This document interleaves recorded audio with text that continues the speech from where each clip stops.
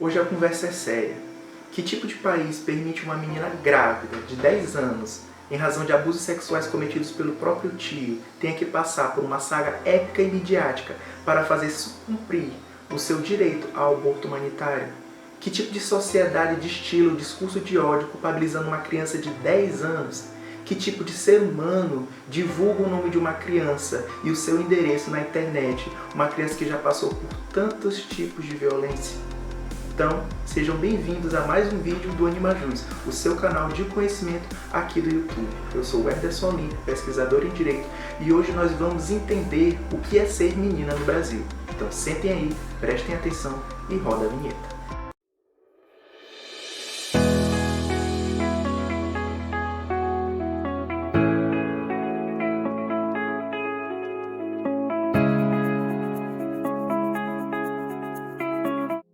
Nesse vídeo, nós iremos tentar entender o que é ser menina no Brasil e a complexidade em relação à sua dupla vulnerabilidade, ou seja, pelo simples fato de serem crianças e mulheres. Lembrando que isso ainda não exclui a possibilidade das influências de diversas outras vulnerabilidades, como a de classe e a de cor.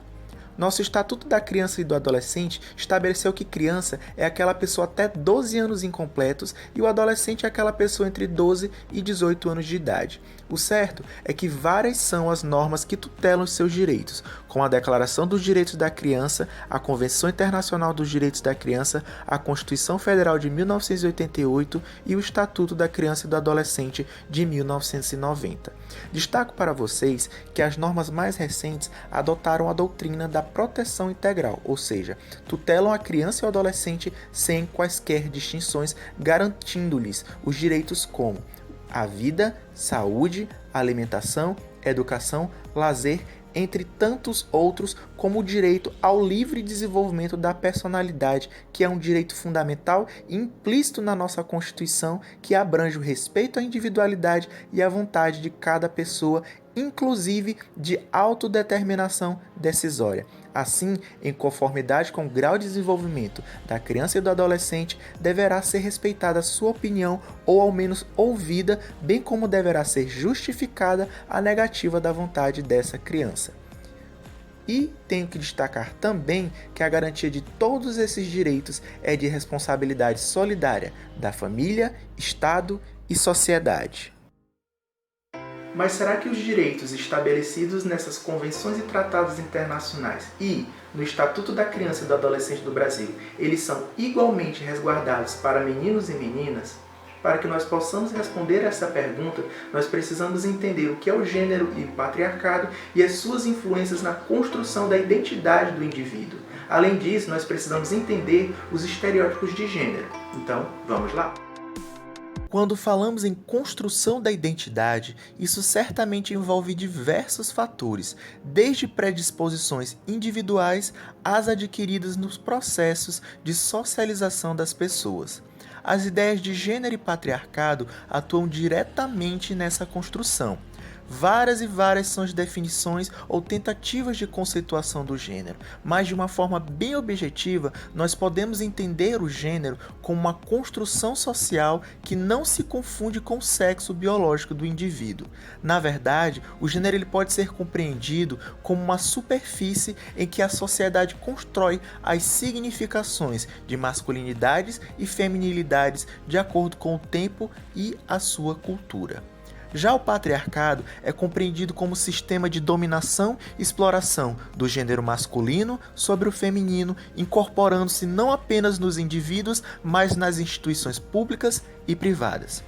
Esse regime e essas ideologias de gênero afetam diretamente a construção da identidade das nossas crianças, incluindo-se as suas identidades de gênero, as quais são influenciadas pelos estereótipos normativos sociais baseados nesse regime, cultivando o machismo e o sexismo. Estereótipos como, no caso dos homens, a agressividade, a tendência ao domínio, a racionalidade, a franqueza, valentia e força. Já o estereótipo feminino é de instabilidade emocional, passividade, ternura, submissão, dependência, frivolidade, medo e beleza.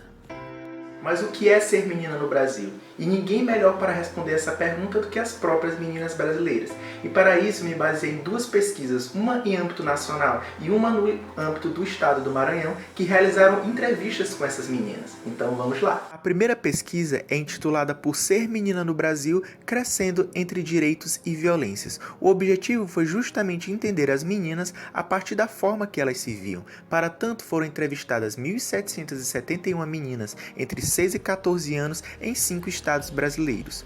Os resultados foram bem interessantes. O primeiro deles é que a desigualdade de gênero começa no espaço doméstico, já que enquanto 81,4% das meninas arrumam sua própria cama, 76,8% lavam louça e 65,6% limpam a casa, menos de 13% dos seus irmãos homens fazem esses afazeres.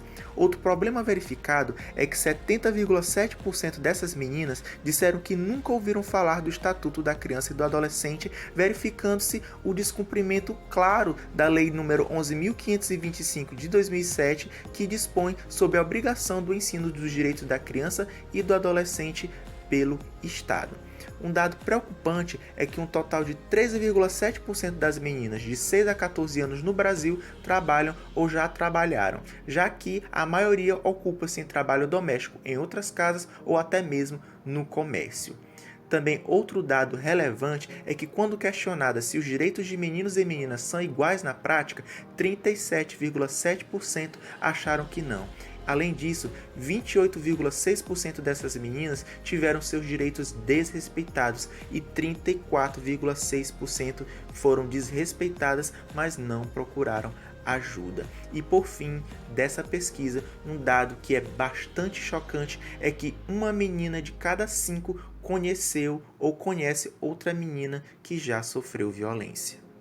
Tocante à pesquisa realizada no âmbito do estado do Maranhão pelas professoras Artenira Silva e Almudena Garcia, em que efetuaram 11 entrevistas com meninas entre 6 e 16 anos de idade em 5 cidades do estado, perceberam-se que as meninas do estado do Maranhão realizaram uma identificação de gênero que está relacionada com os estereótipos de gênero próprios de seu contexto sociocultural, ou seja, elas partiam de um contexto de corporeidade feminina e beleza, um comportamento mais calmo, mais sociável, mais simpático e sem violência. Mas algo que ficou nítido foi a percepção das meninas da desigualdade e discriminação que sofriam. E eu destaco aqui um momento das entrevistas em que uma menina de 9 anos de São Luís do Maranhão disse que os meninos podiam sair a todos os lugares, mas as meninas deviam ficar em casa ou às vezes não sair para lugar nenhum. E outra menina acabou intervindo na sua fala e disse que na verdade elas ficavam em casa, lavando roupa, cuidando do irmão, limpando a casa. Foi quando a menina de 9 anos retomou a sua fala e disse que os meninos podem fazer o que quiserem na rua, mas que os pais sempre se preocupam mais com as filhas do que com os filhos, até porque as meninas sofrem mais do que os meninos, porque elas ficam grávidas. Essa fala reflete um receio grande dos pais em relação às suas filhas, mas ao mesmo tempo elas não estão seguras nem na rua nem dentro da sua casa. Os dados de abuso sexual são gritantes. Entre 2011 e 2017, segundo dados do SINAM, 184.524 casos de violência sexual contra crianças e adolescentes foram registrados e 74,2% das vítimas eram do sexo feminino. E digo mais, 51,9% dessas meninas tinham a idade entre 1 e 5 anos de idade, e 71,2% desses casos ocorriam em uma residência em que 39,8% dos agressores era um familiar.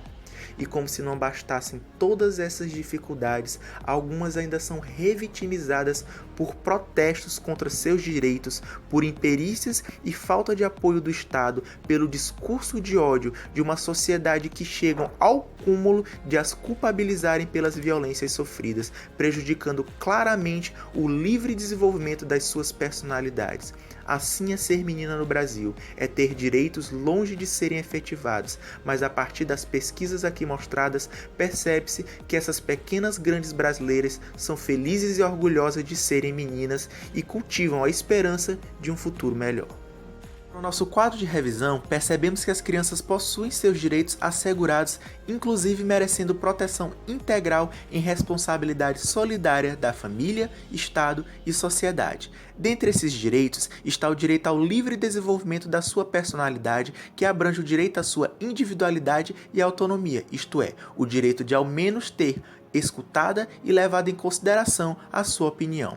Além disso, percebemos que as meninas do Brasil sofrem desigualdades em relação aos meninos, não conhecem todos os seus direitos, sofrem com trabalho infantil e 1 de cada 5 meninas conhece outra que já sofreu violência. Percebemos também que as meninas constroem as suas identidades de gênero a partir de estereótipos como os de que as meninas devem ser belas, alegres, cordiais e muitos outros pautados pela construção de uma sociedade claramente patriarcal. Quanto aos dados de abusos e violências sofridos pelas meninas no Brasil, eles gritam o grave cenário em que essas crianças estão submetidas. Dessa forma, pelo que analisamos até aqui, podemos concluir que ser menina no Brasil é ser duplamente vulnerável, é ter consciência das desigualdades do seu gênero, é conviver e superar as violências, muitas das vezes em silêncio, mas com a alegria e orgulho de ser menina e com a esperança de um futuro melhor.